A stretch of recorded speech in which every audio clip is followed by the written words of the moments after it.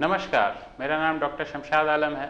मैं consultant cardiologist Jayprabha Medanta super speciality hospital Patna से बोल रहा हूँ। 50 साल उम्र के एक व्यक्ति थे जिन्हें कभी कोई हार्ट की परेशानी की शिकायत पहले नहीं थी। ये मरीज हमारे पास मेजर हार्ट अटैक, एक्यूट एंट्रियोवरल मायोकार्डियल इंफार्क्शन जिसे बोलते हैं, इसके साथ रात को करीब 2-3 बजे के आसपास आए थे हमारे पास। मैं वेद प्रकाश पटना का रहने वाला हूँ। दिवाली की रात में अचानक हमारे सीने में दर्द हुआ और पीठ में दर्द हुआ। लोगों ने हार्ट का लक्षण बताया, फिर हम लोग हॉस्पिटल की ओर भागे। हॉस्पिटल में फिर मेदांता आए। मेदांता में रात में ही डॉक्टरों ने देखा। जैसे देखा हम लोगों ने और उनकी ब्लड प्रेशर थोड़ी कम हो गई थी, हार्ट बिल्कुल कमज़ोर हो चुका था।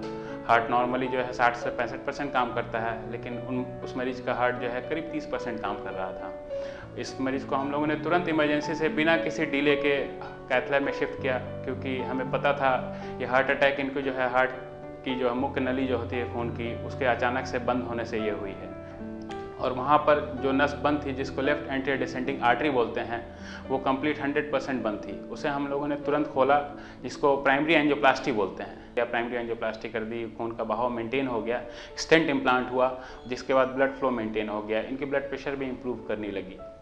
उसके बाद इस मरीज़ को हम लोगों ने आईसीयू में शिफ्ट किया। आईसीयू में शिफ्ट करने के बाद जो हार्ट अटैक के चलते जो हार्ट में डैमेजेस जो हुए थे, वो इस मरीज़ को परेशान करने लगे। ब्लड प्रेशर थोड़ी लोअर साइड रहने लगी, हार्ट फेलियर के सिम्टम्स इनको आने शुरू हो गए, चेस्ट में कंजेशन आने लगा। स्टंट लगाने के बाद थोड़ा इन्फेक्शन हुआ।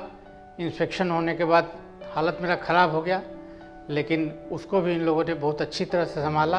हम वेंटिलेटर पर भी गए।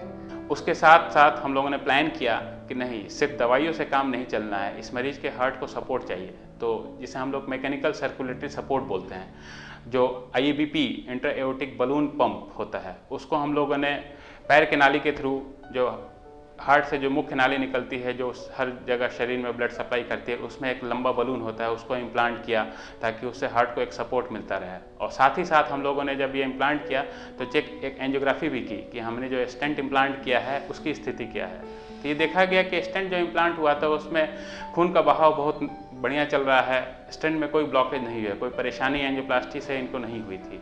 मेन जो परेशानी हो रही थी हार्ट अटैक के चलते, हार्ट जो कमज़ोर हो गया था, जिसको हम लोग स्टनिंग बोलते हैं, मायोकार्डियल स्टनिंग के चलते सारी परेशानियां हो रही थी। उसी बीच इनको बीच बीच में हार्ट ब्लॉक्स भी आने शुरू हो गए थे, हार्ट रुक रुक के चलना शुरू हुआ था। तो उसके लिए हम लोगों ने टेम्परेरी पेसमेकर का सपोर्ट जो है उसमें इस्तेमाल किया। मरीज जो है वेंटिलेटरी सपोर्ट पे करीब रहे।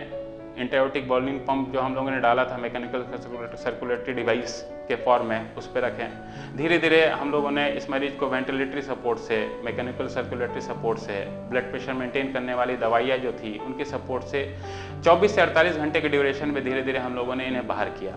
उसके बाद चेस्ट फिजियोथेरेपी हम लोगों ने शुरू की।